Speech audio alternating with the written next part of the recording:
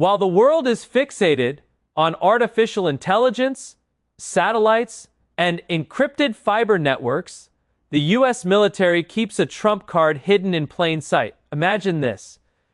A devastating cyber attack wipes out power grids, data centers, and satellites. The nation is blind, its leaders are cut off, and the nuclear triad, the very backbone of deterrence, hangs by a thread. But this wasn't the work of some rogue hackers. It was a coordinated strike by a hostile nation that's now beginning to make its moves. Meanwhile, deep beneath the oceans, ballistic missile submarines patrol in silence. Known as boomers, these subs carry world-ending nuclear firepower. Each captain waits for the unthinkable, a launch order. But with every other line of communication shattered, how does that message reach them? Well, what if I told you there exists a mission so unusual, so veiled in secrecy that even seasoned aviators often struggle to describe it? And here's the thing. The aircraft that execute this mission aren't bombers, fighters, or even tankers. Yet, they may be the most important planes in America's arsenal. Their task isn't to drop ordnance or dogfight, but to serve as the last line of communications, an unbreakable link between the nation's leaders and the ultimate weapons of war. You see, for this message, the answer doesn't come from a ground tower. It comes from the sky. High above the clouds, an aircraft circles, dragging behind it a wire that's longer than the tallest skyscrapers stacked end to end.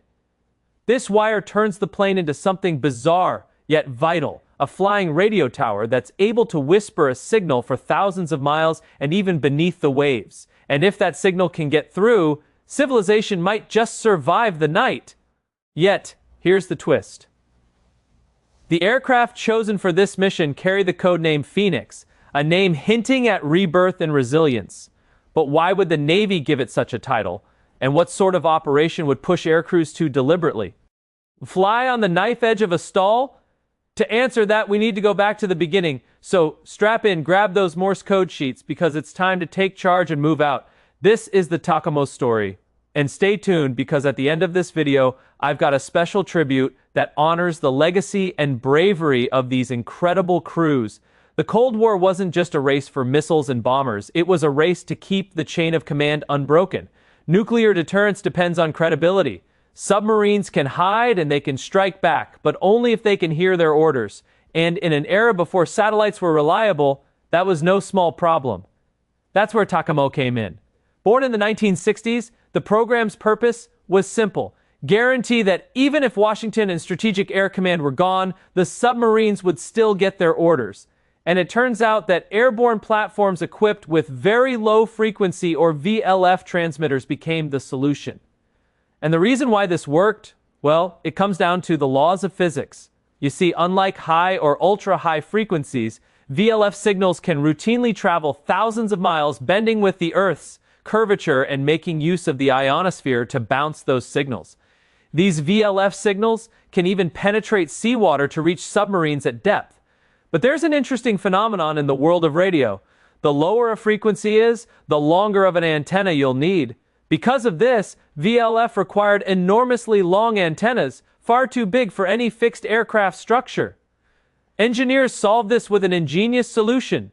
A trailing wire antenna miles long unspooled behind the aircraft in flight at high altitudes. Now, this airborne antenna system worked beautifully, but it came with a price. The wire acted like a giant anchor, pulling at the aircraft and creating tremendous drag that threatened to destabilize it and cause a stall. To combat this, pilots needed to fly precise racetrack patterns, banking steeply while staying just above that critical stall speed. I'll never forget the first time I learned about this detail.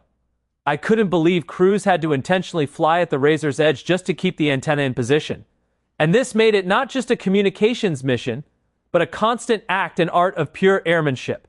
Needless to say, flying the Takamo mission was risky but essential. It proved that even in the darkest scenario, the nuclear chain of command could still function, and it all began with an aircraft that no one expected to shoulder such a responsibility, the C-130 Hercules. The beginnings of Takamo, the C-130 Hercules, or Herc, was never designed for nuclear command and control, at least not intentionally.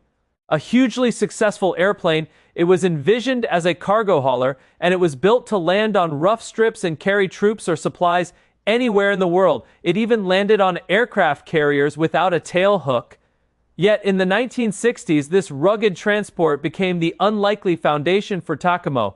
Now, the modifications to turn the Herc into a Takamo bird were brilliant.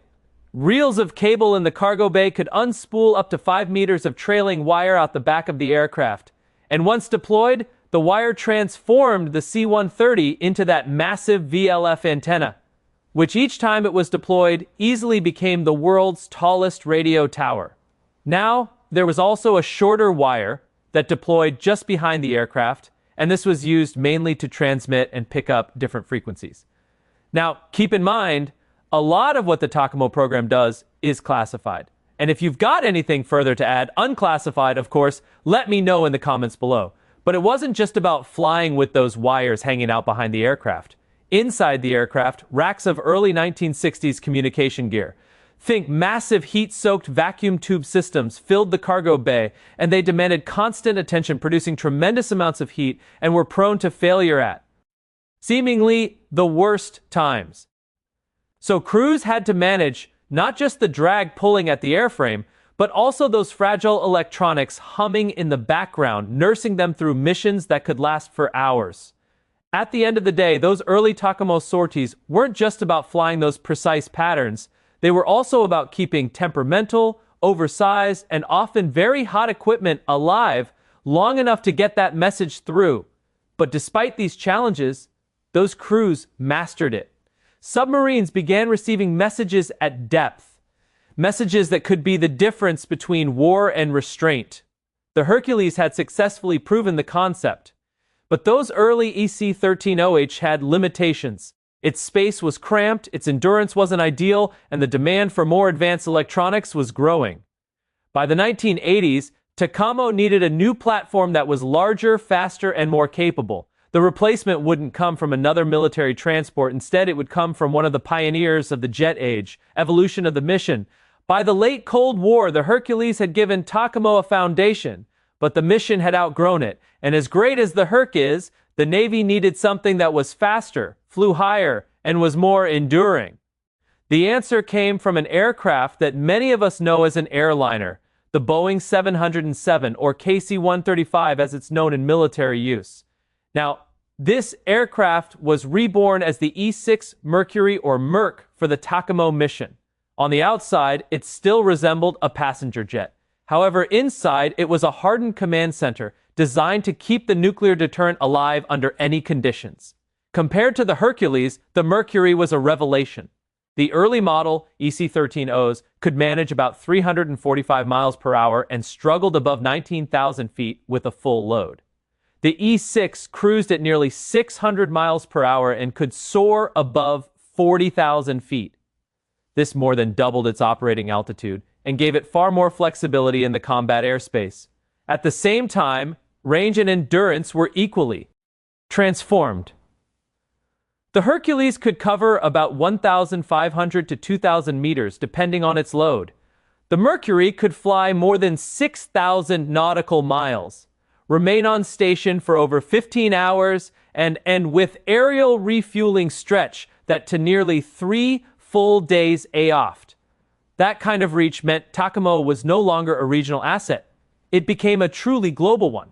Now, the Mercury's larger airframe, combined with miniaturization from solid-state electronics, also meant more room for technology and crew. Where the early C-13OHs had carried racks of bulky heat-soaked vacuum tube gear, the E-6 could host an entire battle staff. Multiple redundant communication suites filled its interior. Now, the trailing wire antenna remained, but it was now paired with powerful transmitters, satellite uplinks, high-frequency radios, and secure data links. In most cases, if one system failed, another one could take over, and unlike the Hercules, the Mercury wasn't limited to being just a radio relay. It could serve as an airborne command post in the event of a nuclear strike, transmitting emergency action messages not only to submarines, but also to missile silos and bomber wings. The end result was an aircraft that could fly faster, higher, and farther than its predecessor while carrying vastly more capability. Pilots and crews understood the stakes. The Mercury wasn't just keeping the chain of command alive, It was ensuring that in the worst moment imaginable, the United States would still have a voice. But even the Mercury couldn't escape time. By the early 2000s, its systems were aging, and the airframes themselves were showing their years. The TACO mission was eternal, but their hardware wasn't. And so, the Navy looked again to a familiar shape that would bring the mission full circle. Phoenix Rising. The E-6 Mercury had carried TACOMO through the jet age and the late Cold War. But even with its range and endurance, the aircraft was just simply showing its age. And the world had moved on from its Cold War. Roots. Cyber warfare was now a battlefield. Satellites were facing new threats, and the Navy needed something more survivable and flexible. The solution was both familiar and surprising. TACOMO returned to the airframe where it had all begun, the Hercules. But this wasn't an ordinary Hercules, it was the E-130J, a heavily modified version of the newest generation Super Hercules, and it was given the code name Phoenix. Now that name was no accident. The Phoenix, of course, symbolizes rebirth, and the Hercules that had once pioneered the mission was now rising again, rebuilt for the 21st century. The E-130J carries all the hallmarks of a modern Super Hercules. New turboprop engines with more thrust and greater fuel efficiency, a glass cockpit featuring digital avionics to reduce crew workload, hardened systems designed to resist cyber and electronic warfare, and back in the crew compartment, a mission suite that's light years ahead of those tube-driven systems from the 1960s. Crews now had access to advanced encryption, secure data links, and multiple redundant communication systems. Now, all of this is layered atop the one piece of technology that's never gone away, that trailing wire antenna. You just can't rewrite the laws of physics. It turns out that those very low frequency waves remain the only reliable way to reach submarines at depth. That means that wire still deploys, and those Phoenix pilots will still fly those precise patterns, balancing drag and control on the edge of performance. And the submarines, well, they can still get the message. At the end of the day, the Phoenix isn't just an upgrade in hardware, it's a statement that no matter how advanced warfare becomes, the United States will always keep a way to whisper that message when it matters most. Legacy and future. From those rugged beginnings in the EC-130 during the early years of the Cold War, to the sleek jet age of the Mercury, and now to the reborn Phoenix, the TACOMO mission has never been about glamour. It's been about survival, about ensuring that when every other system fails, the chain of command does not break. In many ways, you can think of it as the ultimate prepper scenario, and fittingly, the Phoenix codename captures the truth of TACOMO itself. Time and again, it has risen from each technological shift and each new threat. Throughout the life of the TACOMO program, every generation of aircraft has carried that same burden to be the last whisper in the dark, the final message to reach a submarine captain before the world changes forever. And who knows, the future of TACOMO may bring unmanned platforms, new frequency bands, or technologies we haven't even imagined yet. But the principle will endure. Somewhere above the clouds, a crew, or maybe someday an autonomous system, will be flying patterns, drilling that wire into the void, ensuring that the message gets through. Personally, I hope the TACOMO mission always uses crewed aircraft. Because the legacy of TACOMO isn't just steel circuits and radio waves, it's the vigilance of those crews who stand ready knowing that if the day ever comes, the world may depend on a single message that comes from a tower in the sky. And for those TACOMO crews, it could mean relaying the most consequential message in history. In some ways, the TACOMO program has always been one of the most secretive missions in military aviation, hiding in plain sight. And its importance really can't be overstated. The mission really is ensuring that we have a silent guardian of deterrence. Now, I want to hear from you. Which TACOMO aircraft do you think carried the most impressive load? Was it the pioneering Hercules, the far-reaching Mercury, or the reborn Phoenix?